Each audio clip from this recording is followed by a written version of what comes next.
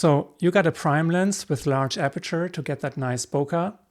The minute you step outside on a sunny day, you'll have trouble not overexposing your image. Today I want to talk about ND filters, especially the JJC Vario ND filter, which can help you with exactly that.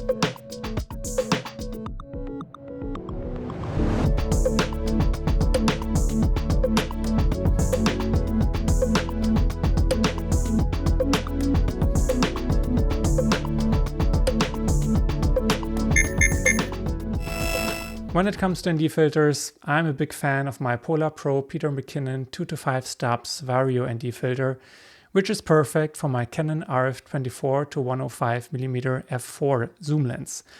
It even fits on the lens with a sun hood. Since aperture 4 is not that fast, the ND filter doesn't have to be very dark, which is why I don't even have the 6:9 version for faster prime lenses. However, I've been using my RF 35mm f1.8 and RF 60mm f2.8 a lot outside recently, and for those I was in store for a new VND filter that is darker and smaller and lighter. And the last point is very important because Canon actually advises against using any filters on those lenses because the front part moves in and out and for that reason is a bit fragile. And as a happy coincidence, JJC was willing to provide me with their True Color Variable ND filter 2.5-1000, which is around 1 to 10 stops. However, this video is not sponsored by them and all I will say is, as always, 100% my opinion. So why did I pick the JJC filter? Well, it promises to have a very good color accuracy and this has turned out to be true. The color, I'd say, is almost not affected at all. I've had other filters that introduced an annoying color shift towards blue, and although you can compensate that by adjusting the white balance, I often just set the white balance of my camera to the same Kelvin as my lights, and it's great if I can continue doing so. However, for the record, if you want perfect results, you should do a new white balance every time you change the ND setting. Then, the filter has a huge range from 1 to 10 stops. I'm really happy that it starts at 1, other filters start at 2. I really don't like taking filters on and off, and I mean the best thing would be if it started at 0, but I've never seen that. So this is really one of the best ranges you can get right now. But you have to know that the filter actually consists of 2 filters. If you want to go higher than 5 stops, you have to attach this fixed ND to the front. It's very easy to do that since it's magnetic, and then the range goes from 6 to 10. Even the labels of the stops nicely change. I think that's a pretty clever design because this goes a lot faster than screwing on a completely different filter. But you might wonder why the variable piece doesn't do the full range on its own. And the reason is that the darker a variable ND filter gets, the more side effects can appear, like vignetting and color shift.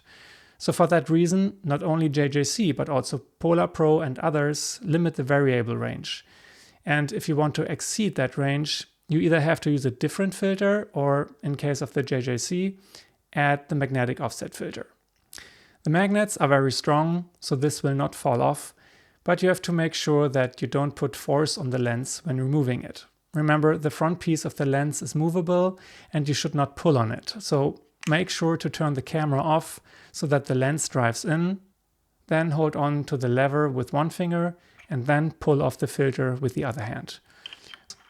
With some practice, you can even do it with one hand. As I said, the filter is constructed to have very little vignetting. It even claims that it has no vignetting at all and no X-cross, which is a weird pattern that you would see in the footage. Well, with my 35mm lens, that is absolutely true. I'm pointing the camera at my lightbox here and I see no vignetting from 1 to 5 and 6 to 10 stops. However, with the 16mm, I do see some vignetting when I do the same test. Look at the borders compared to the middle. But 60mm is very wide, so you will probably have that same problem with any VND. Even with my Polar Pro, I get some vignetting, as you can see here. And this here is the JJC again, so they're very similar. In practice, this vignetting is often not noticeable unless you really crank it. You sometimes even add a vignette in post. So You can also question if you need an ND filter for such a small focal length at all, since there's not very much bokeh to get anyway. But there are cases where even an aperture of 22, the maximum on my lens, that's too much light in. If you want to use this filter with the Canon RF 16 f2.8, you will need a step-up ring because the lens has a filter thread size of 43mm, but the filter is only available from 49mm. I got the 52mm version that fits the RF 35mm lens perfectly, and then I got a 43 to 52 step-up ring. This looks pretty good, the filter is still smaller than the lens. I actually don't know why those RF lenses have different thread sizes anyway. Life could be so much easier. What I also like is that the filter has hard stops at the end, similar to the Polar Pro. However, the intermediate stops don't click. JJC includes a nice case for the filter, and they also include a cap to protect the front. It's also worth noting that the filter has a thread at the front as well, but it is a different size than on the back, so your lens cap will not fit on it. But that's why we have this here. The Polar Pro has this completely different solution with this rubber piece, but taking this off pulls a lot on the lens. No problem with Canon L lenses, but a no-go with those non-L RF lenses. So this lens cap is a very simple solution that's actually better for these kinds of cheaper lenses. I wish though that it was possible to put the cap on without the fixed ND filter. I'm really happy with this filter for my small RF lenses. It is so light and has great quality. It not only allows you to record with a large aperture, it also lets you create long exposure footage, for example. Let me know in the comments if you have further questions. If you like this video, give it a thumbs up and subscribe to my channel.